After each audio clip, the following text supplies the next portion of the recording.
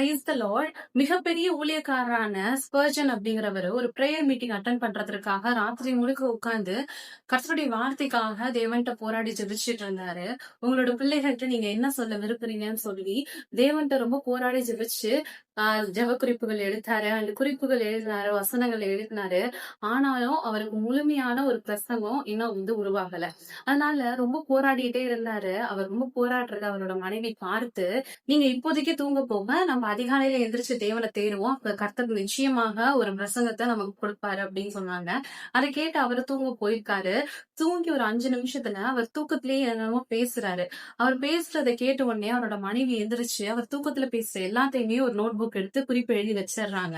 வச்சதுக்கு அப்புறம் பார்த்தா அது ஒரு பிரசங்கமா உருவாயிருக்கு. தேவன் அவரு ராத்திரி முழுக்க போராடி அவ்வளவு ஜெபம் பண்ணும்போது அப்ப பதில் அளிக்கல தேவன்.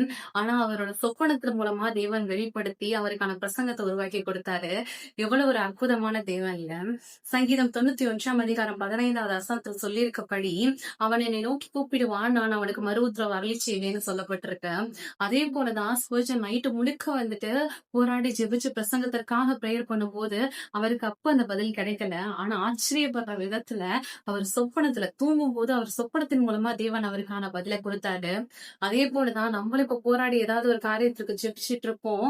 ஆனா நம்ம ஆச்சரியப்படுற விதத்துல நார்மலா கொடுத்துட்டா அதுல எதுவுமே இல்லை. இந்த உலகத்தை மீட்பர், இந்த உலகத்தை படைச்சவர் நார்மலா ஆன்சர் பண்ண நல்லாவா இருக்கும்.